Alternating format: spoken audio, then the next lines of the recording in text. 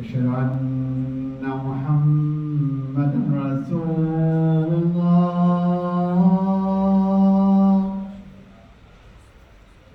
أشهد أن محمدا رسول الله.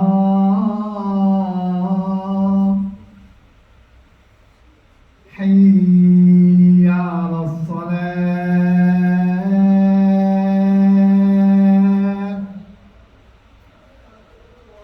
حي على الصلاة.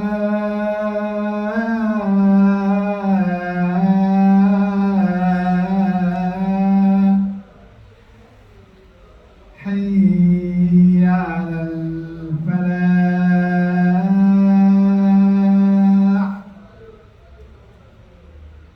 حي على الفلاح.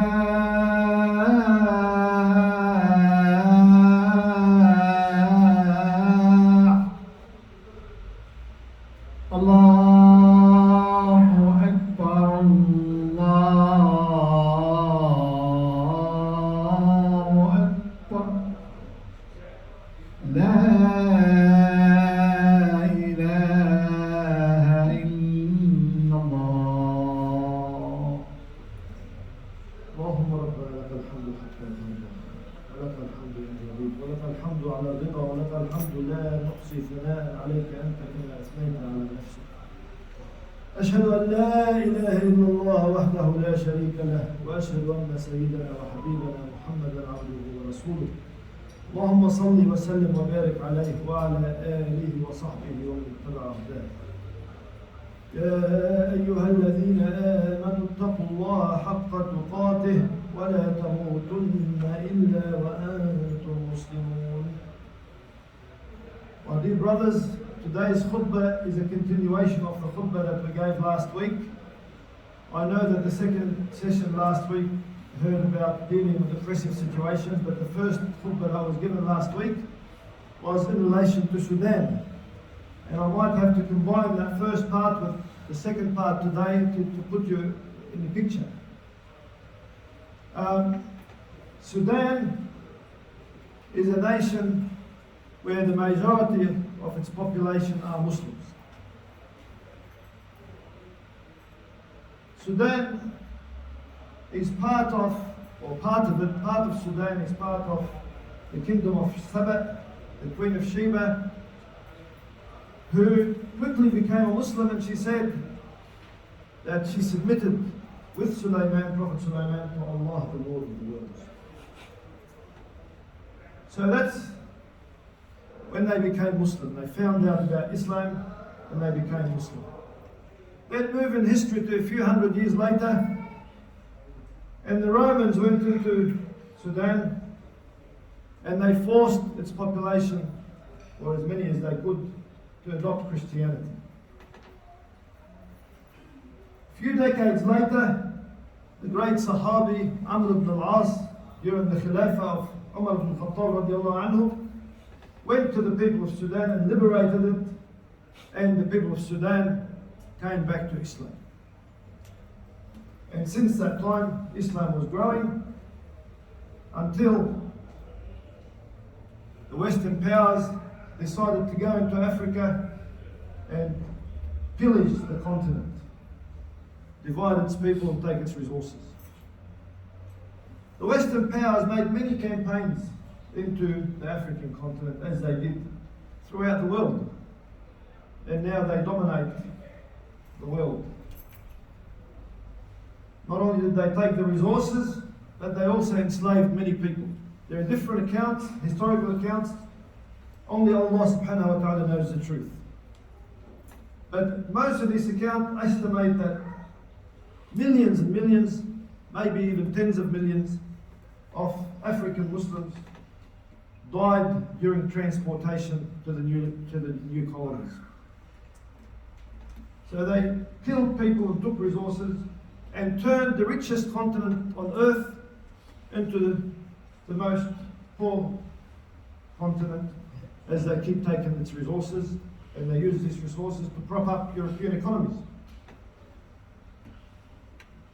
There is a tragedy that happens in the world around us. We have examples that we've seen with our own eyes. We've seen when the Western powers went into Iraq. Iraq used to be a nation, a very wealthy nation. Iraq used to give scholarships to students from all over the Muslim world to come and study and become scholars in many different fields. Many different fields. Its people had a high standard of living. It was a safe nation. And then those powers that love oil and love to take the natural resources of other countries, they went into Iraq and they turned it into the mess that you see today. If you follow the news on Iraq, you've seen what they've done. There's a strategy that they employ. They go into these countries and they try to find the sort of people who would be subservient to them, and they put them in charge. In the last century, they developed something that they do through the International Monetary Fund and the World Bank, and now China's gotten gone and China does it through the Bank of China. And they use their big corporations and they use their banks to go and convince these nations to start projects that they can't afford, projects that they don't need.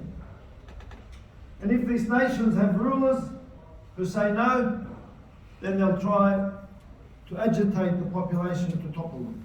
If that doesn't work, then they try to cause a coup or rebellion. If that doesn't work, then they send someone to eliminate those leaders who don't do what they want. I did an interview a few years ago, a radio interview, with an economic hitman, a former economic hitman. And that interview you'll find on YouTube. And he said this is exactly what they do. He wrote a book called Confessions of an Economic Hitman, if you want to read it and see how the civilized world goes and steals from the rest of the world. Most of our nations, Muslim countries, are facing these tragedies. And even though our numbers grow as Muslims, we are in the situation that our Prophet ﷺ described. He said the time will come when all these predators will come and attack you. The way predators attack any animal that they feed on. The time will come when these predators will come and attack you and divide the spoils. You've heard the expression, this is a rat race, or a dog-eat-dog world. That's how many people live, not everybody. Ordinary people might be charitable, and they might be kind. But wealthy elites are always looking for where they can find something to consume, something to take over. So my dear brothers, with the reality of the world around us, and with the reality of our ummah, for the last 30 years or longer, I've been hearing that Muslims are about 1.7 billion people in the world. A quarter of the world population. Yet we produce more children than any other community, and we still hear that figure.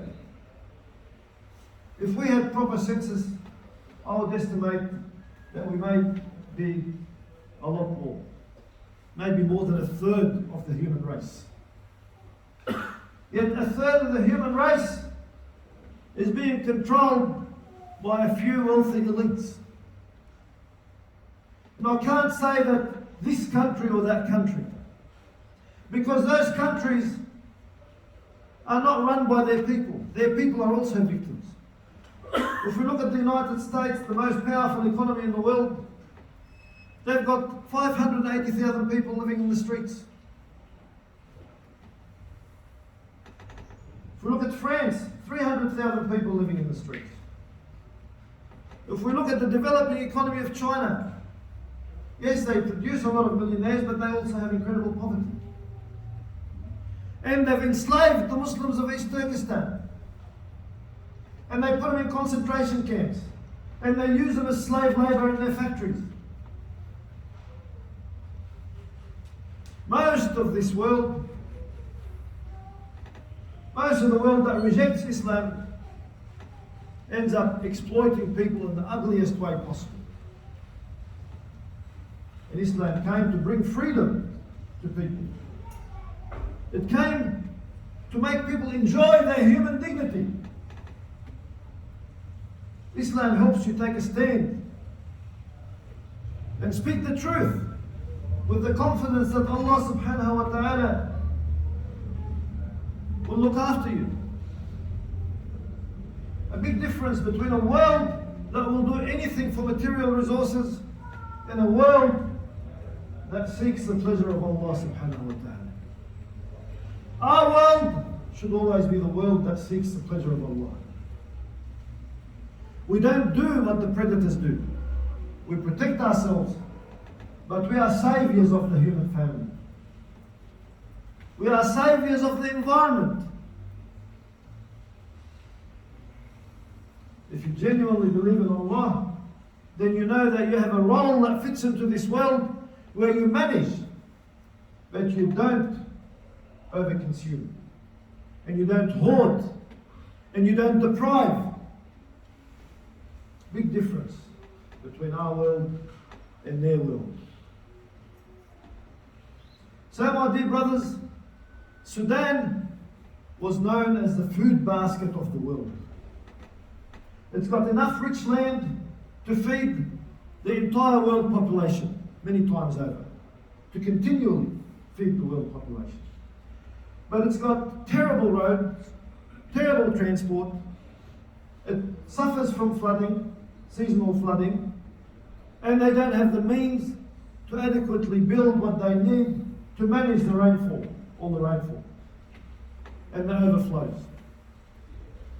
And they don't have the means to irrigate their land. So they've given lucrative contracts to foreign interests, and most recently to the Chinese. It's a nation that has 110 million livestock. And of course that's an estimate. 110 million means a lot of camels, a lot of cattle, a lot of sheep, a lot of goats. It seems that animals thrive in that nation because of its fertile land. It seems that food grows abundantly, but yet, depending on which statistics you read, between 44% and 95% of its population are living below the poverty line. Living below the poverty line. There are wasteful, wealthy elites, as in every country, and the majority of the population that is suffering. This is a nation that was quick to embrace Islam at every opportunity. This is a nation where its people have this beautiful spirit, where they hear the word of Allah and they want to adopt it and live by it. But it's a nation that has been influenced, that has been impacted by the terrible effects of colonialism. It has been impacted by all the lies that are being said. It has been impacted by the major powers dividing it into north and south. By the missionaries who've gone in there and told lies to convert the animists and the pagans into Christianity. And they raised money through lies by telling people that Muslims were enslaving Christians in the south, which was not true. Some of these lies were exposed publicly in the media. They told lies to steal part of Sudan. And the part that they stole now has double the rate of homelessness than the rest of Sudan. But they're trying to take the whole country. They're trying to take the whole country by subjugating our brothers and sisters, by starving our brothers and sisters. And my dear brothers, last week we tried to raise money for a hospital that is being built in a town in Sudan, a hospital that will serve 200 local villages and tribes, and a hospital that specialises in kidney dialysis. We tried to raise money for this hospital, and last week, alhamdulillah, We raised $7,500. The hospital needs $100,000 US. There might be one person here who can spare all that money and pay it. If they do, you know that Allah subhanahu wa ta'ala will compensate you for whatever you pay, whatever you can afford. And if we finish this project, I can assure you we will move on to another project. Because the Muslim world has needs everywhere. Because we need to feel the sense of one ummah so we can rise up again and bring salvation to this suffering world, this struggling world. I say these words, my dear brothers, and I ask Allah to forgive me and to forgive me. Let's turn to Allah Ta'ala, seeking His forgiveness. He is the most forgiving, the most merciful.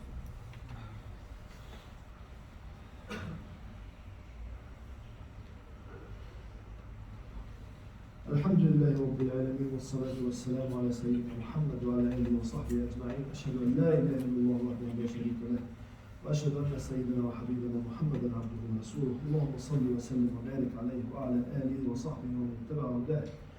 My dear brothers, I remind myself first, and I remind you to have taqwa of Allah Ta'ala, to know with certainty that Allah knows the motivation in your mind and in your heart.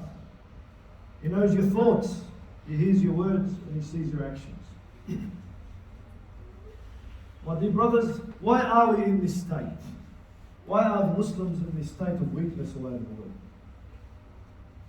Why are we easy prey? We are easy prey. Yeah. There are some amongst us who are staunch Muslims, but we are easy prey. The main reason is that we have departed from many of the essential teachings of our Islam. That we are not holding on to the Book of Allah. And we've been deceived to move away from the Sunnah of our Prophet ﷺ. There are so many movements in the Muslim world that say, no, the Quran is enough, the Quran has been preserved. I can assure you, my dear brothers, that the Sunnah of our Prophet ﷺ has been preserved as well. That Allah kept giving us scholars to tell us, to distinguish for us, to sift through the hadith to show us what is authentic, what the Prophet ﷺ in fact did say and what he did not say. They have isolated what is fabricated, what is weak, and they put them aside. And they've kept you with the guidance of your Prophet ﷺ. The guidance that the Prophet ﷺ said, grip onto it, even if you have to bite it with your teeth so that it doesn't go away. How do you understand the Quran without your Prophet ﷺ? We think that our brain is intelligent enough to understand without knowing the reasons for revelations, without knowing how the Prophet ﷺ implemented these words in his life. If that was the case, then there would not have been a need for this beautiful guide who endured a lot of suffering to bring us this message in its purity, endured a lot of suffering and persecution and loss of loved ones.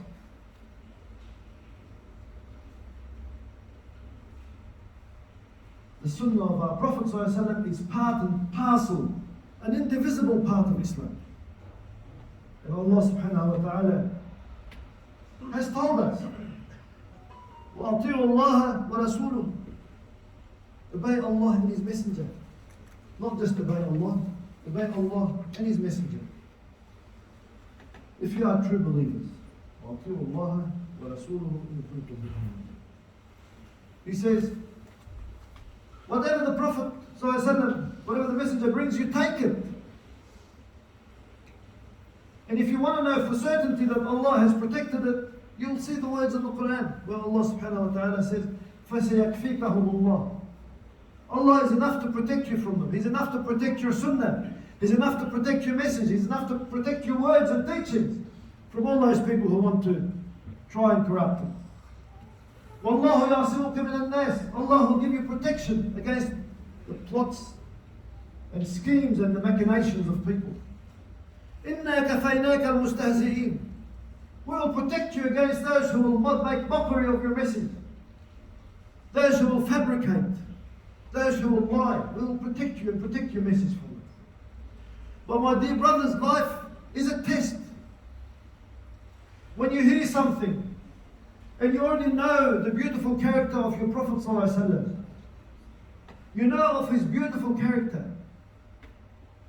You can think about it. Could he have said this or not? And then do your research.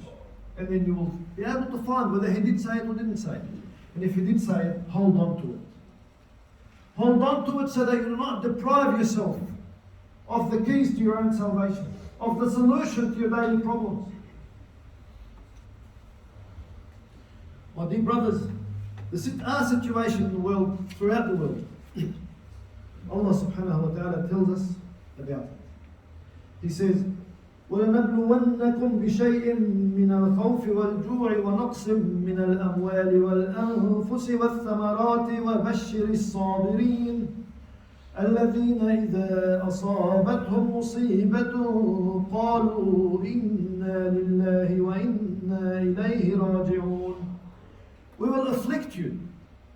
We will afflict you. We will test you with some fear and with some hunger and with loss of wealth and loss of life and loss of food, loss of fruit, the fruit of your labor. But give the good news to those who are patient. You're going to be tested. But if you are patient and take this good news from Allah subhanahu wa ta'ala. And what quality, what do you do to show that you are patient? When you are afflicted, you say, to Allah we belong, and to Allah is our return. Inna lillahi wa inna ilayhi raji'un. If you know that you belong to Allah, and you know this affliction is a test from Allah, then what is there to complain about? What is there to complain about? That your Maker is preparing you. When you have the patience and this affliction passes, and every affliction will pass, nothing will stay.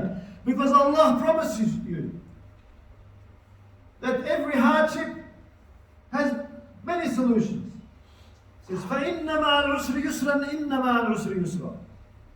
The hardship comes with it, the solution, the relief. It's the promise of Allah subhanahu wa ta'ala. But we have a duty to do. We have a duty to be patient, to return to Allah subhanahu wa ta'ala, and to stand and help our brothers and sisters wherever they are, because we are one community. My dear brothers, Allah subhanahu wa ta'ala is very critical of those people who hoard money. He's very critical of those people who hoard money and they deprive those in need. And Allah subhanahu wa ta'ala says about them, He says, those who hoard gold and silver and they do not spend it in the path of Allah, then give them news of very painful torment. What will happen with this? He says, on that day, it will be heated and used to brand their faces. Their wealth is heated. And like an iron prod will burn their faces and their sides and their backs. And Allah will say, this is what you hoarded for yourselves. This is what is going to come back in the akhirah. On one occasion, my dear brothers, our Prophet ﷺ saw Bilal, and you know who Bilal is. Bilal, the Mu'adhdhin of Islam. The man who endured a lot of persecution, that they put heavy rocks, several people would hold the rock and put it on his chest after they tie him down on the ground. And he would say, oh, there's only one Allah.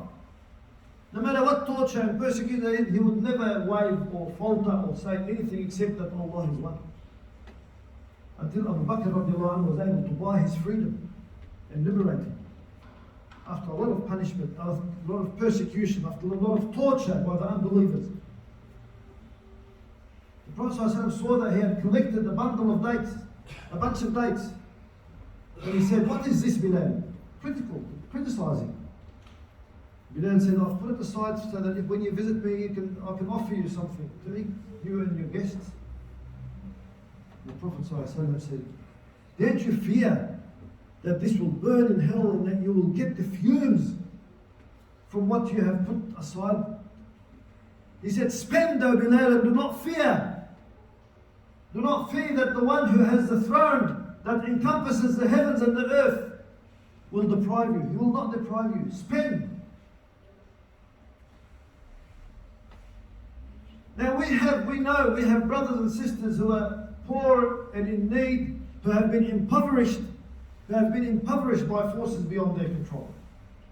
When I talk about Sudan, before COVID, its debt was manageable. Its national debt was manageable. During COVID, it went to 30 billion. Then in 2021, it went to 60 billion. And this year, it's 199.8 billion. Triple.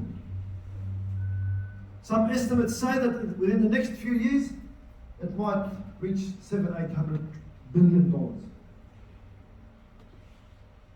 They've sold much of their land to other nations to come and use for their own agricultural purposes. It's a country that has many natural resources. And that country is suffering.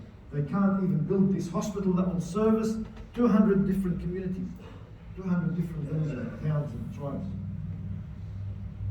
They need $100,000. Last week, we collected the total between what was donated here and what was put into the bank account of $7,531. And I would love to be able to get the rest of the money for them, all of it. But it all depends on what you brothers can afford to give to help this very important cause. Allah subhanahu wa ta'ala tells us, asks us a question. He puts a question to everyone. He says, ماذا الذي يقرض الله قرضا حسنا فيضاعفه له? Who is willing to give Allah a good loan? Straight away he says, Allah will multiply it for him. He will give you back. He will give you back many multiples. Will you give Allah a beautiful loan? The loan that you're going to give is from the money that He gave you. And yet He says to me, you give it back to me as a loan and I'll give it back to you in many, many folds. I gave you this money. Loan back something to me. Not because He needs it. Not because He needs it. He doesn't need it. It's a test for us, my dear brothers. This is a test. That we see Muslims in need, suffering, it's a test. What will we do to help? And when we become in need, Allah subhanahu wa ta'ala will send us help. So I implore you to give as much as you can. Give as much as you can. I'm not asking you to be as staunch in faith as Bilal, who would give the last bit of dates in his house.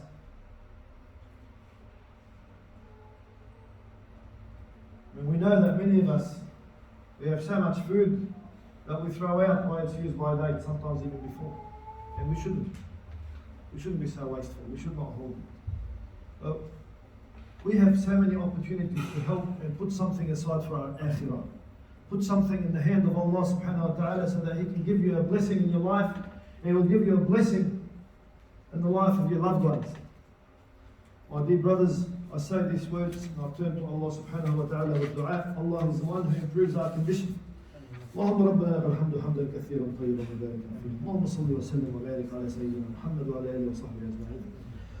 اللهم ربنا يا من روعاتنا واستر عوراتنا ولا تفضحنا في الدنيا ولا في الاخره. اللهم ربنا لا تدع لنا ذنبا الا غفرته ولا هما الا فرجته ولا كربا الا نفسته ولا غما الا كشفته ولا دينا الا قضيته ولا مريضا الا شفيته ولا ميتا الا رحمته. اللهم ربنا اتنا في الدنيا حسنه وفي الاخره حسنه وقنا عذاب النار وادخلنا الجنه مع الابرار يا عزيزي غفار. اللهم ربنا أعن إخواننا في السودان وثبتهم على دينك وعلى سنة نبيك محمد عليه الصلاة والسلام ونجهم من الأكلة وابعث فيهم علماء ربانيين ينصر دينك يا الله يا من يجيب المضطر إذا دعاه ندعوك فاستجب دعاءنا يا من بيده خزائن كل شيء وبين أصابعه كل قلب. اللهم ربنا يا الله يا الله يا الله يا ناصر المستضعفين انصر إخواننا المسلمين أينما كانوا وثبتهم على دينك أينما ولدوا وأيدنا وإياهم بدعمك وجودك ومدد من عندك يا الله يا الله يا الله يا نعم المولى ونعم النصير. عباد الله إن الله وملائكته يصلون على النبي يا أيها الذين آمنوا صلوا عليه وسلموا تسليما. اللهم صل وسلم وزد وبارك على سيدنا محمد وعلى آله وصحبه أجمعين وأقم الصلاة إن الصلاة تنهى عن الفحشاء والمنكر ولذكر الله أكبر والله يعلم ما تصنعون. الله أكبر الله أكبر. أشهد أن لا إله إلا الله. أشهد أن محمدا رسول الله. حي على الصلاة حي على الفلاح. قد قامت الصلاة قد قامت الصلاة. الله أكبر الله أكبر.